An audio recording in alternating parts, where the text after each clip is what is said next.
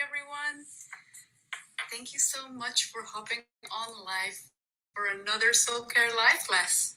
I'm grateful that you're here, and I'm really excited to announce our guest today, Cooke.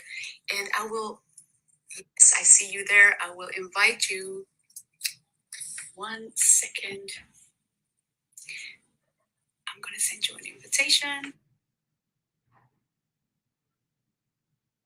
Here. Yes, great. Joining us today live. Hi, Tom. Hey, thanks. Fantastic, Feline. Good to see you. Great to see you too. I'm so happy that you made some time in your busy schedule to be with us and share some of your knowledge and have this easygoing and relaxed conversation with me, as hopefully it will flow. Thanks so much. I would love to give you a bit of a warm welcome and introduction in a second. And I'd love to let everybody that hops on here live today, here on Instagram, but also that listens to this in the podcast, I just want to let you know that I'm so grateful, everyone, of you being here, listening or watching. I'm grateful that you take your time out of your busy schedules too, and that you're sharing your energy here with us. I'd love to let you know that if you're joining us live, you're so welcome to ask any of your questions and type them here in the chat box below. Or, you can always find us on our social medias or send us emails, and we'll put some information in the show notes or in the notes below these lives as well, once you look them back some other day. I'm just really grateful to start off with this new beautiful topic today: how to start and grow a heart-centered business. And this is something that I love, and I'm just grateful to connect with you, Tom, here and get to know your view on this. Yeah. And I just want to say a massive thank you for having me. When you reached out to me and just asked, that really means a lot to me. And so I really just appreciate coming here to spend the time with you and just, talk about personal development, talk about business, talk about growth, because, I know it's something that we both very much have in common. And I know we'll have a lot to talk about. So I just appreciate you reaching out and everybody else that is joining in on this as well. So thank you. Thanks so much for saying that. I love that. And I do really feel we have so much in common in that sense. I love that, to connect even more. And you're really grateful that you said yes and that you jumped on this call with us. And I might have already said this, but just to repeat it one more time, everybody that hops on now or checks in later, you can send any questions. No question is weird. Every question is welcome, and or just send some comments, things that you'd like to share with us. You're super welcome to do so. So I just wanted to point that out. I might do a little check-in somewhere in the middle of our talk with people and welcoming them. For now, I just want to welcome Ellen and Dimfy and Alyan. I see Matej, I see Alas, I see Jesus, I see Mandana, Char, Gonzalez. Thank you so much, everyone that hopped on already, for being here. And let's just dive into this today. Thank you so much. Now, how to start and grow a heart-centered business, how to do that. I'd love to kind of go on this journey and let you know who today's guest is. And I'm just going to share some things from the heart and put in a bit of the things that you shared with us already. And if I leave out anything that I might have missed, I'll just give you some space afterwards, okay, to maybe add anything. What I feel where I connect with you in that sense is that you're such a wise, warm being, and you're always so, I think your level of being of service to people is really, really something special. It's probably why you do what you do. But I think, yeah, it's not many people have that gift, and I'm just really grateful that you share it with the world and dare to stand up as the leader that you are doing. I love to connect with you on that sense too, and what I want to let people know here is that Tom is really I already see you as a world-class speaker. I think you're an amazing trainer. You now have been part of a team, an international team that has coached and trained thousands of business owners already around the world, and helping them, grow from 20 to 200% in months. And I think that's a big thing that you're doing already. But I feel that there's so much more that you still can give and do outside of that as well. You're such a skilled trainer and teacher already. Now that you've just started this journey, right? And you're already on this level, and I think that's just mind-blowing. And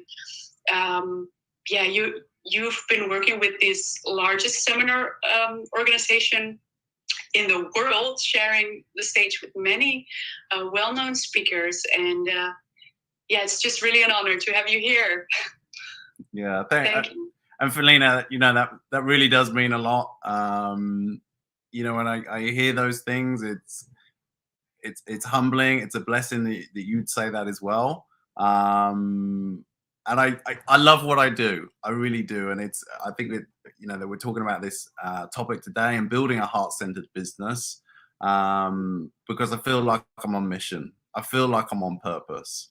And you share those things, I think, well, I'm just doing what I'm supposed to be doing in life. So thank you very much for that. Yeah, you're so welcome. Thank you for doing that, for being for stepping up and daring to live that mission and purpose. I can kind of speak a bit from experience that is not always the easiest road to walk, to live your mission and being of service on that kind of level. So, and there's probably a lot more to learn. So I love to learn from you as well, and with you in that sense. But maybe to start today, is there anything that you'd like to start off with, or that you'd like to add on? Maybe I've not covered everything that you do. I think what's on my mind is I just share where I came from, because I wasn't always doing this, and I think I could probably resonate with a lot of people where it was I was working in construction. I was working in a corporate job. And I'd been to university, I'd done civil engineering, got the job, and I thought, brilliant, that's it. I'm set for life. I've got that dream job, go to school, get good grades, go to university or college. And I'd done it. And I thought I was set for life. I ended up going traveling. I went traveling for 6 months, went on my own, and it was the craziest thing that I'd ever done in my life. And I just experienced total freedom, no stress. And I came back to my job. I went back to the construction job, same company. And it just dawned on me. I was reading through my new contract that I had, and it just dawned on me. I was like, oh, is that as exciting as my life was going to get? And now is it going to be a case that the next 20, 30, 40 years, however long, I was going to be working for somebody else?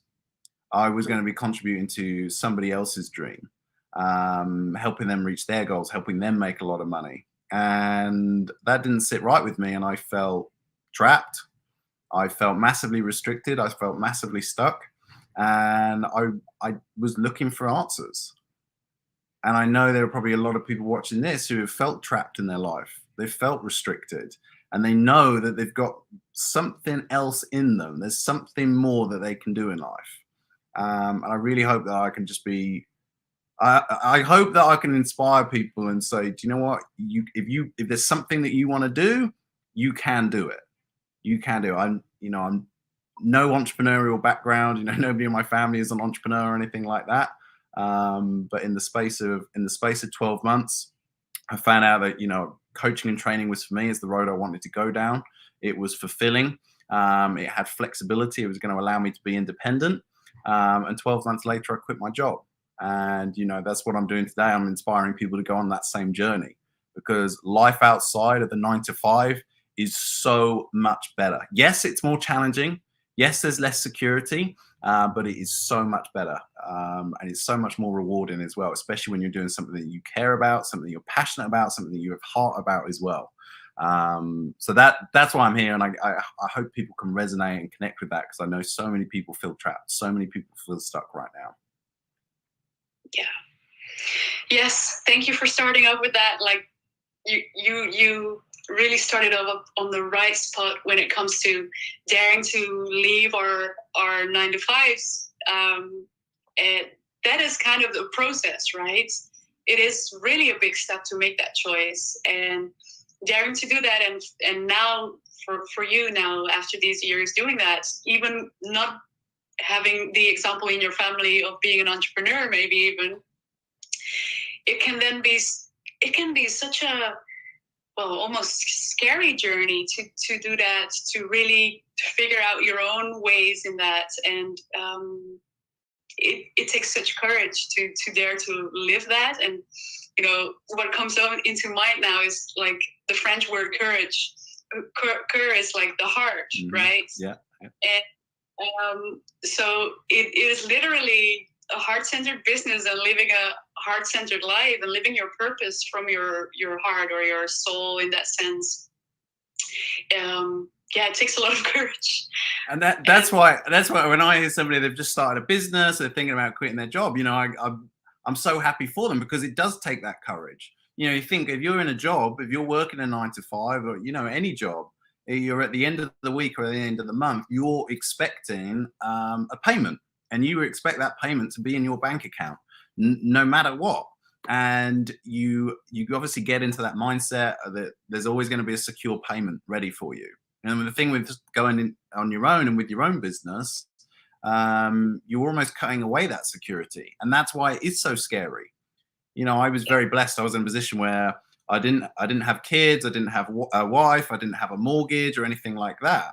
So I count myself as very lucky, very blessed that, you know, I was able to take that risk and leave my job, because the risk to me wasn't as big. However, I'm here to say that you don't have to quit your job. You don't have to just cut it off altogether. You can build a business on the side of what you're currently doing. Now, when your income gets to a good point, then you can make that switch if you choose to. But you don't have to cut off your security and your income straight away. Thank you for pointing that out. That is so true. I know that for me, it was a similar journey, being blessed in that sense, having, well, it is a blessing, just to pop that in, like, it was losing my health being a risk, higher risk, than to understand that a fixed job contract didn't mean as much to me if my health wasn't as so secure to fall back on, right? So it kind of made sense to then, well, let's just give it all up then. But that was, it sounds like a fun thing to say now, and I laugh and I smile, but it was the hardest decision I ever made. Just to kind of add on to what you were saying, you don't have to quit it as rapidly as I did in my journey, for example, or as you might have been able on your path. It is different for everyone, of course. Yeah, that's so true. Yeah, and it's just remembering as well, is that the thought that came into my mind is the salary or the payment that you get is essentially a payment for you to give up on your dreams. You think about it, it's like right, we're going to pay you this amount of money. It's going to be the bare minimum of what we can pay you. But in exchange, we want you to give up on your dreams, on what you want in life, and to come and help us and work for us. But in return, we'll give you the security. We'll make sure there's money in your bank account every month so you can buy food, have a roof over your head so you can pay your bills. We'll sort all that, but we just want you to give up on your dreams. And that's, and we've lost ourselves in that mindset of, oh my God, I'd rather have the salary. I'd rather have the payment, and I'm okay with giving up on my dreams. And there's, you know, particularly with everything that's happened in the last 2 years now, with the pandemic, people are waking up to the fact that, do you know what? I don't want to put my life in somebody else's hands. I want to do what I want to do in the world. Mm. Yes. In the meanwhile, thank you so much, everybody, for your comments. Matesh says, I'm loving this conversation and totally resonate with all of that. Tom Cooke is a brilliant trainer. Good to see you, Matty. Good to see you, my friend. Thank you for being here, buddy. Thank you so much. And yeah, I love how you point out, you know, everybody can, well, I think many of us can resonate with that. And you know, it can be a double thing to say, because it has been some really rough years. It was not easy for many of us. And with what is going on in the world, even today, it doesn't really seem to be going much easier yet. So it can be so scary, you know, to break out of these thought patterns or that programming that we've all learned from our surroundings, society, maybe even family members, generations. And now this is kind of the age for people to, or the year, maybe these ages for people to really wake up in. And I'm grateful for you, Tom, and many of us people here today listening or watching, that you are such a leader too, and dare to step up and dare to be awake and dare to take on people on the journey to be even more awake. I'm just really grateful that you do that. I think that's not even only a humbling experience. I think the world needs that right now. What is your take on that? 100%. And there is so much going on in the world. You know, it's very sad what is happening out there. And I'll always say this, that there will always be something. There will always be a crisis of some kind. It might be on a global scale. It might be on a personal level. You know, somebody you know who isn't very well, or your own health. You know, there's always going to be something happening. There's always going to be something happening in the economy. There's always going to be something happening in the world. When I was thinking about quitting my job, what was happening in that current time was Brexit. And I remember speaking to my mum. I was like, do you know what? I'm actually thinking I've kind of fallen out of my love with my job. I'm actually thinking I'm going to leave. I remember she was like, Tom, well, just wait till October. Let's see what happens with Brexit. You know, I went on to quit my job. 3 months later, the pandemic kicks in. And now we've got, you know, what's happening in Ukraine. And it will always, the pattern through history shows there will always be a crisis. There will always be something going on. Now, you can wait on the sideline and you can try to, is it okay? Is it safe? Can I step into the game? Can I go after my goals yet? Oh, no, I'll wait a little bit longer. Or I'll hold back another year. I'll give it another year. And what will inevitably happen is you will be waiting your whole life. You'll be waiting your whole life for the right opportunity to jump in. And the truth is, there is no right opportunity. There is no perfect opportunity. There's no perfect time. You know, it's never going to be, the situation is never going to be quite right. But the sooner you get started, the better. And I always love that. I love that quote. You know, the best time to plant, I think it was a Chinese proverb that says the best time to plant a tree, 20 years ago. The second best time to plant a tree is right now. So I think what's coming to my mind is, like, for everybody listening, look, you can wait another year if you want, but in a year's time, you know, you might find yourself in a worse position, and you'll still be thinking to yourself, I want more fulfillment, I want more money, I want to have more freedom. Or you can start today. You can start today and just really try and figure things out, and imagine where you'd be in 12 months. And, you know, like I said, I want to inspire people, because in 12 months I quit my job, and I went forward with what it was that I wanted to do. Yes, thank you so much for sharing this and for pointing out this really important thing. It is never the right time. It is never the right moment. Things will happen always around you, on a global scale, on a personal scale. I'm grateful for you pointing that out, because this is something that we probably all know, everybody watching, listening, or us. I think I can resonate with that. Like having waited, it goes from building a business and choosing your path in the entrepreneurial journey.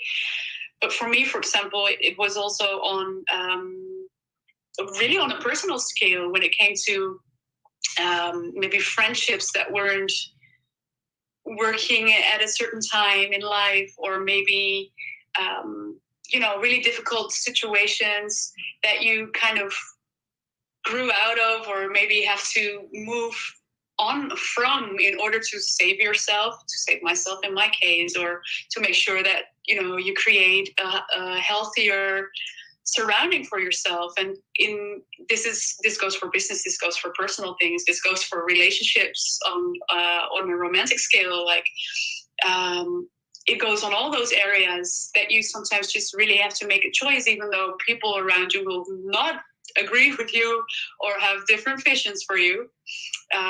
It always comes back to that point that it's it always, or the same as never, it is never the right time or never the right opportunity. The same goes for it actually is always then the right time or the right opportunity. Yeah. Sorry, I was going to say, because people can give advice to you. You can be surrounded by those people, and they can give advice to you, and sometimes they can give you very good advice. But at the end of the day, it's only you who knows what you really want. And I don't think people can show a lot of empathy, but I don't think people will ever 100% be able to fully understand what you want. They may get close 98, 90, 99%, but I don't think 100%. I don't think it'll ever be 100%. And I think that's why you do have to take, you got to take that responsibility. You've got to be at cause over your life. And like you were saying, you've got to make that decision for yourself.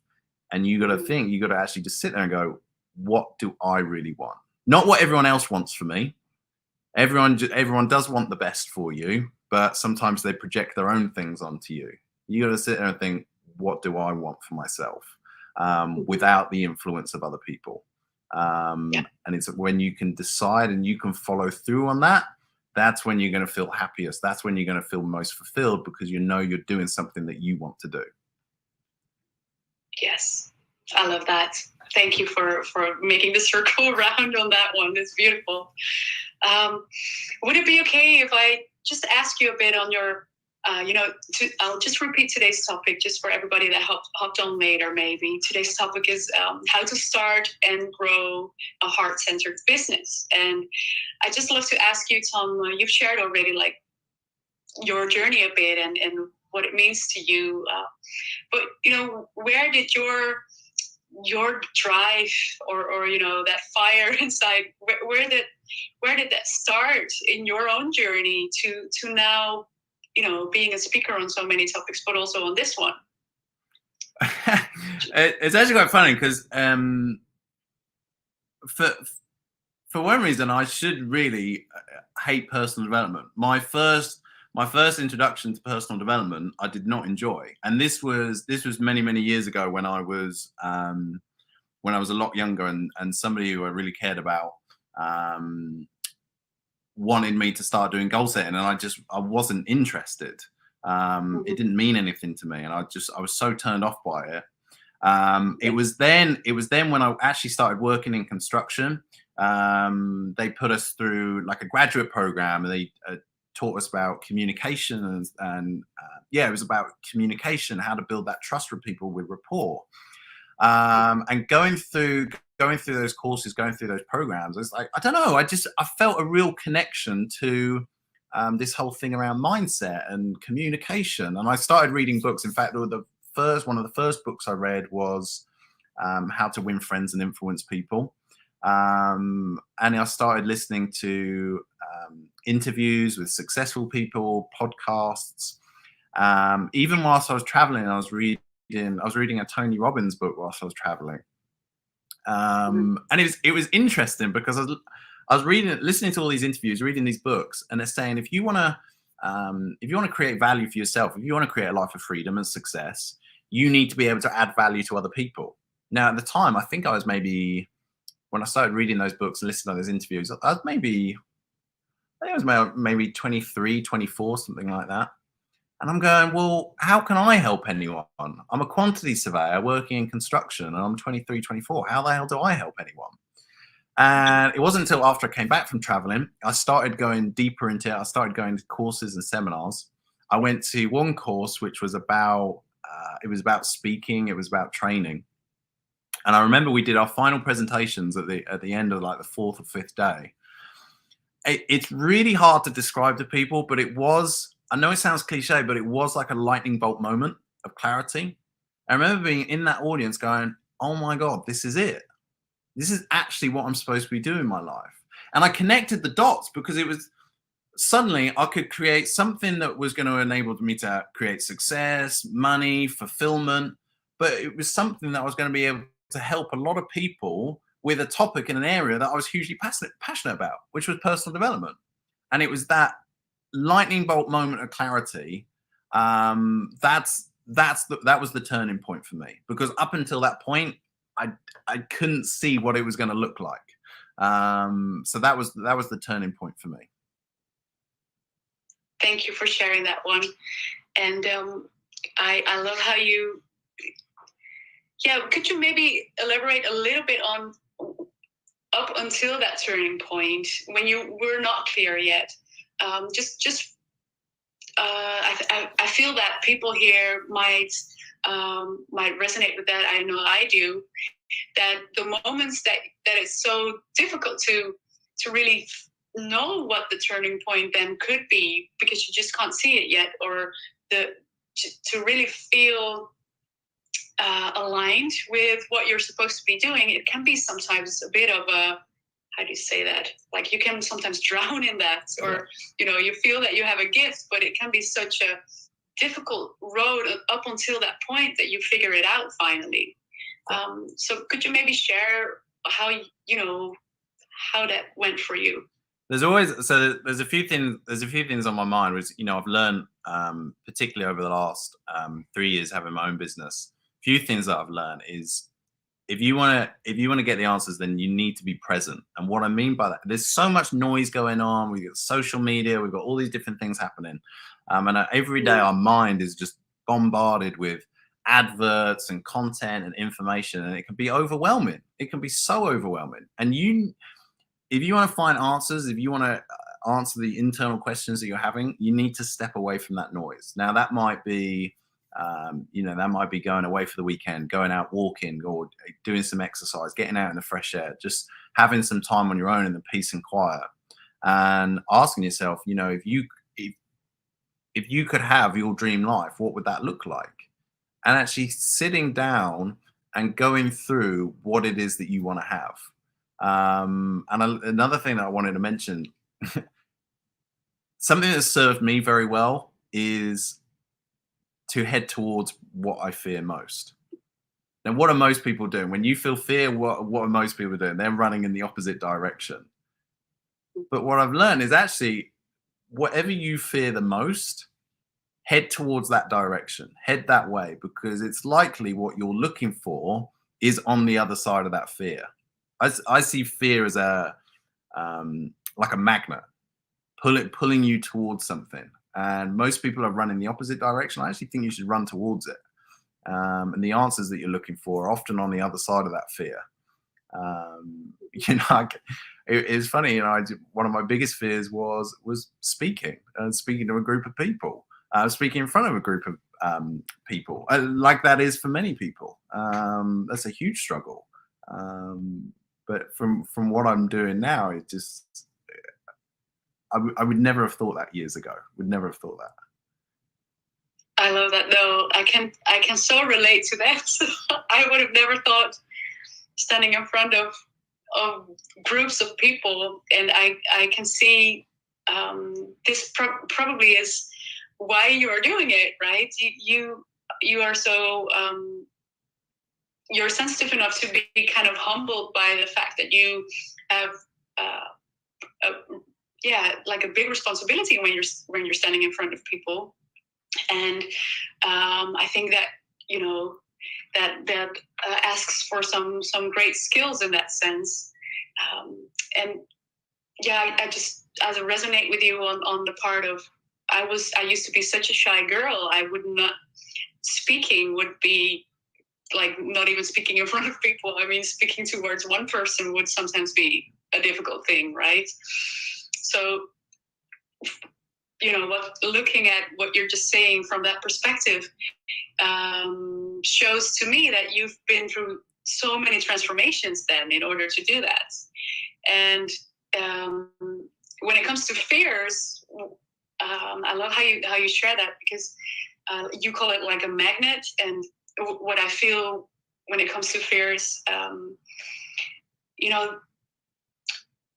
fear was, when I take it more on a personal level, like fear was an emotion, and is an emotion for many people, that it can sometimes be kind of the taboo emotion, right? We have these all these emotions like happy, sad, angry, fearful, or maybe sometimes jealousy. That's also can be a bit of a taboo emotion, and for many people, sadness and happiness and sometimes anger are a bit of like easier approachable or easier to connect with those emotions. Sometimes anger is a different story. It was for me.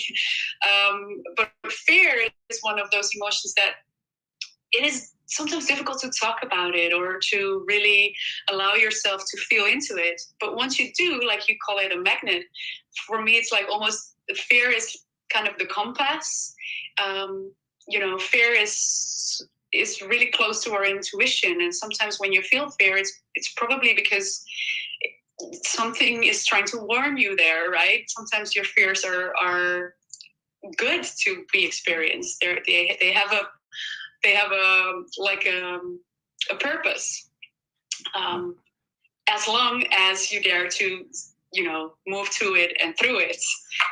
And sometimes it's good to listen to it and move away from things when you feel that fear, of course. So that was a bit of a rant out of the topic, maybe. But yeah, it's a great. Does that awaken anything in you? 100%, because it's a fantastic point. Because I know most of my life I've felt emotions, and it's like, oh no, emotions, don't want to feel that.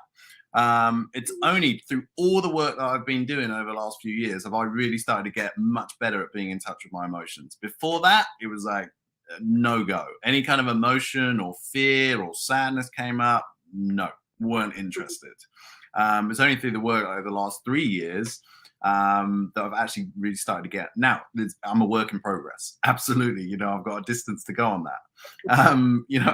Everyone's have, but this is what happens, and we feel emotions, and we go, oh no, no fear. Oh God, I'll go the other way. I don't want to experience that. But your emotions are, if you think about it, emotions are just a signal. Whether you want to, God, universe, superconscious, whatever you want to call it, your emotions are just a signal for something in your life, something happening in your life. So if you're feeling a lot of frustration, maybe you're feeling a lot of anguish, it's a signal that something in your life needs to change. If you're feeling a lot of fear, it's a signal that something in your life needs to change. Likewise, if you're feeling a lot of happiness, a lot of gratitude, it's a signal that you're doing something right in life and something's going well. And I think we just, the thought and the kind of the ideas that were coming to my head is we need to stop seeing emotions and trying to shut them down. And it's very much, this is why mental health is such a big issue, because I was very much raised on, boys don't cry, be strong, stiff upper lip, all of that. And so when we feel fear, we're like, oh no, I don't want to be weak. I've got to be strong. It's okay. It's okay to feel fear. It's perfectly normal. The most successful people in the world feel fear on a daily basis.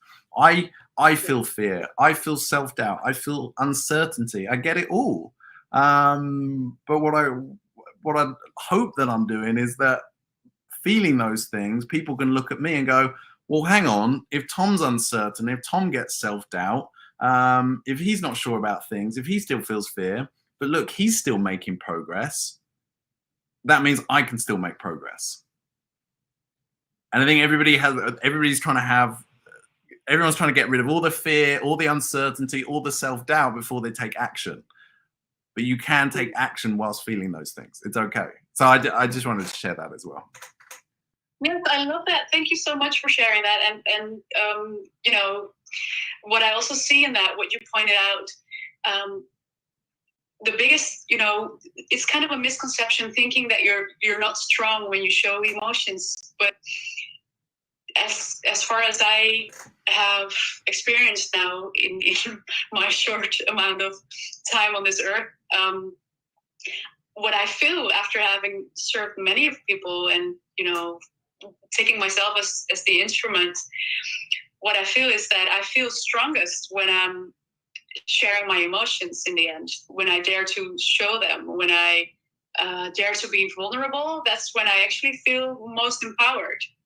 And I do believe that that is for almost all of us. Of course, it is scary to show those emotions, but once you do, it shows so much more strength than when you don't. And so that's kind of how I look at you sharing that. I'm just grateful that you dare to open up that way. You know, I think it's strength when people do that. I love that you point that out. I'll just share quickly because I did some, you know, vulnerability was a struggle for me, and I did some work around vulnerability and actually understanding what is vulnerability, what does it mean. And the conclusion that I reached, the learning for me, is that if you actually look at the word vulnerability and the definition of vulnerability, it is somebody who is willing to open themselves up to attack or harm. Here's the thing. I just want everybody to think about this for a moment. If you're willing to open yourself up to attack or harm, are you a weak person or are you a strong person? And the conclusion I reached in my mind, if you're somebody who's willing to open yourself up to attack and harm, you're somebody who's very, very strong. Here's the thing that I also learned. Just because you open yourself up does not mean that you're going to be attacked, does not mean you're going to be harmed. And in fact, every time that I've shown vulnerability, it's created more connection, it's created more positivity, more like that closeness, that oneness. You know, when you can show vulnerability to an audience, suddenly everybody in the room feels connected. Exactly. Everybody in the room feels connected. So I just wanted to share that as well. Thank you. I love that definition. I never looked at it from that perspective. So it really makes sense. I love that. Thank you. Yes, I just feel like I love the way the conversation is going. I just feel like maybe doing a little bit of a checkup. We've had some comments, and I believe that question has been answered as well. Thank you, Matej, for being here and giving your compliments. And he says, "I'm sorry, I need to leave." See you later, Matty. He's a good guy. Sorry. What did you want to say? Oh, it's just Matty. He's a fantastic. If you know him, he's a brilliant person. Great. I pronounced his name probably not the way I should have. And Jamal, Maria came on. Thank you for that. I see Mir. I see so many people. I see also some other messages. I see Michelle. I see Foxy, Hoor je hart. Thank you so much for being here. That means hear your heart in Dutch. So that's beautiful. I see Ashley, Ben. Well, thank you everybody for being here and for your comments. If you feel like asking us any questions for this last bit that we're live, feel free to type them into the chat. And today's topic is how to grow and start and grow your heart-centered business. And well, thank you so much, Tom, for sharing and covering so many things on your journey already. Is there anything that you feel would be helpful for everybody listening now in the sense of, when it comes to when it comes to the topic, like how do you have like maybe a step-by-step process or things that you explain to people when they have this question, like, how do I start? Where do I start when I want to grow a heart-centered business? Yeah, brilliant question. And this is where, when people start a business, this is where one of the biggest obstacles come up. Now, is obviously, we're talking about heart, we're talking about passion.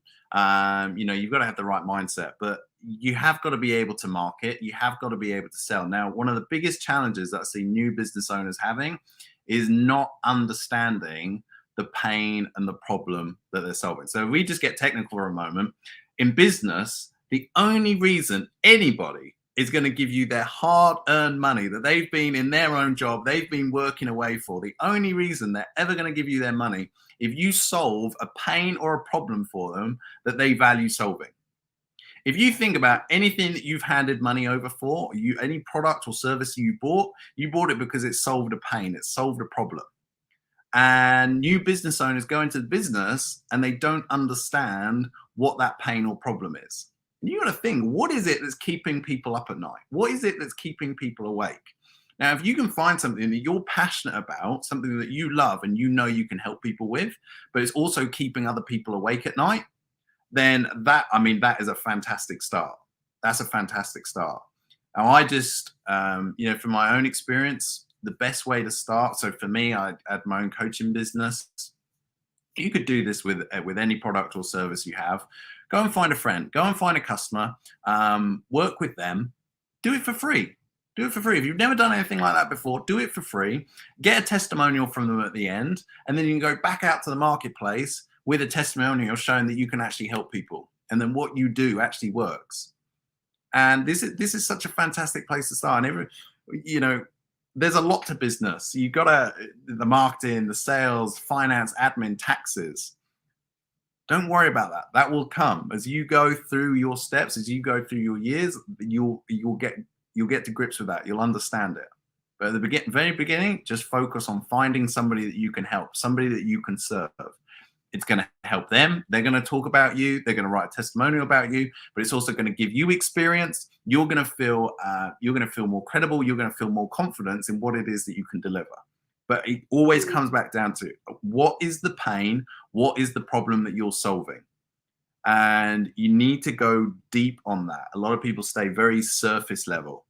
If I give the example, if there's a kid that's running in the street, he's out playing in the streets, and falls over, grazes his knee. He's cut his knee open, so he's bleeding. That kid isn't thinking about what bandage he wants to buy, what plaster or band-aid he wants to buy. That kid is purely just thinking about stopping the pain. He just wants somebody to stop the pain. That's all he wants. And you got to think in the same manner in business. The customer isn't thinking about, what the plaster or the Band-Aid is. They want you to stop that pain or problem. That's all they're thinking about. So if you can get in those terms, you're gonna be able to get off to a much faster start. Definitely. Yes, thank you so much for sharing that. So I feel you point out the most important thing there is really to make the start. Just start by doing it for free. Help someone, get them results, and have a testimonial after doing that. So I just repeat it for 1 sec for people listening later. But, you point out something really important that when you really dare to go deep on that and really see and maybe even feel or re-experience some of the pains that you've been on your own start in your journey or on your own journey, points that you've been through deep pain yourself, when you're willing and able to embrace that on a deep level, I totally agree with you. When you're able to do that and really, us human beings and most of us creatives and entrepreneurial souls, we love to, after we've been through some hurdles, we'd love to just move on, look forward, and not looking back too much, because it has been painful and you're so glad that you came through that. So that's what I often see with our clients as well, that they sometimes move past the foundation or the where the treasures can be found for a strong foundation, they move past it pretty quickly. But when you dare to dig deep on that, you can find more treasures for the long run to build a foundation where you can really help these people if you're daring to feel that pain again, just to understand them and to do that from a place of service. That's kind of how I experience what you just said. Does this make sense? Yeah, totally. I've always loved the phrase, your mess becomes your message. And sometimes we go through painful experiences and then we get through it and we think, right, never want to deal with that again. Thank God that's over. And we kind of lock it in a box, done with it, never speak of it ever again. But what actually happens, if you go back into that, if you get it handled and you actually work out how did you get through that? How did you get through that pain? How did you manage to get through to the other side?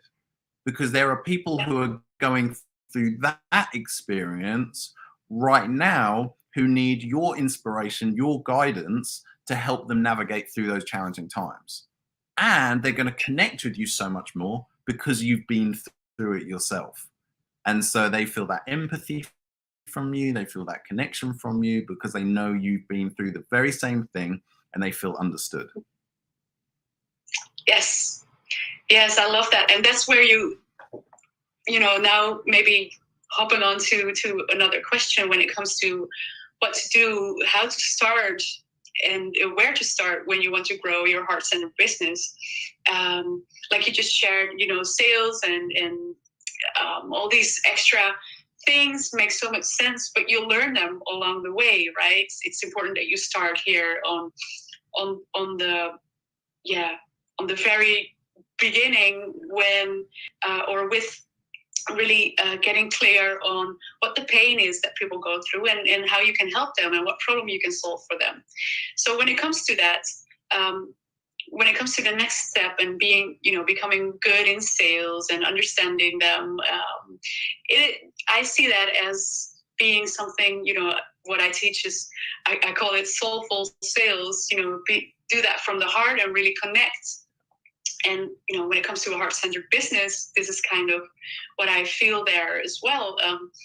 Could you maybe take us with you a bit on how you did that on your journey, how you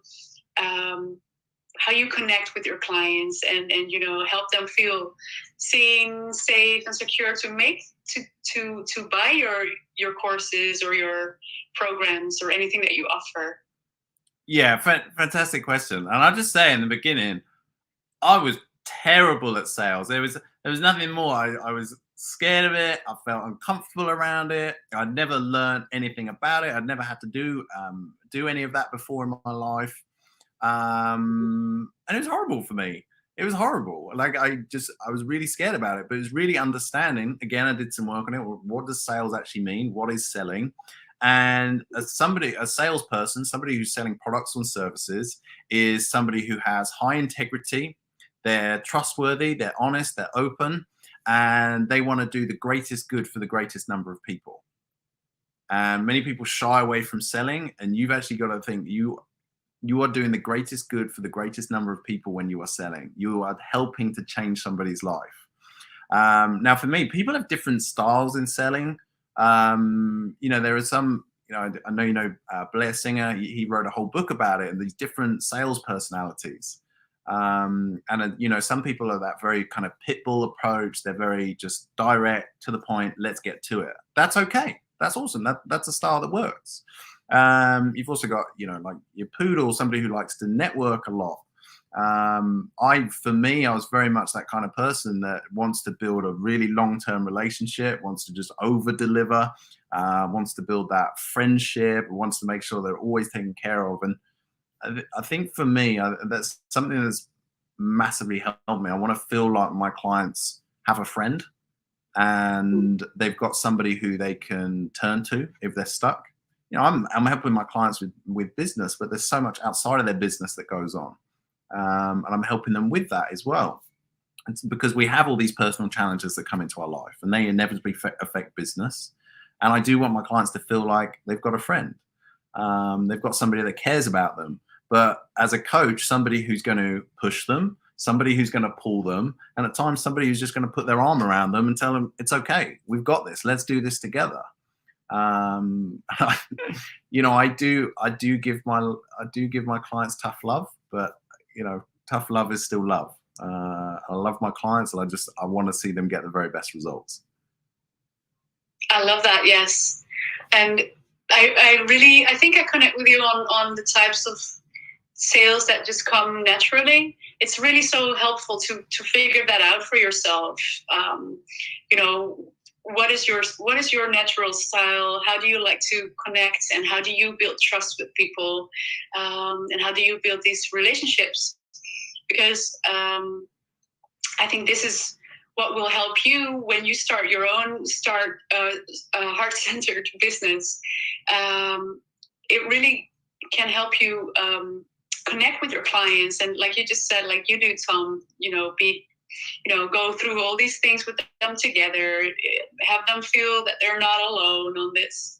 And all of us have our own style, but I can really now say I had to do some own inner work on that too, to really open my heart and really dare to connect even deeper sometimes. Because when it comes to sales, it can be so scary for people. Just like you said, when people are willing to share their hard-earned money with you, it is so, for me, as I've learned these past years, like it is so important to walk that path together and help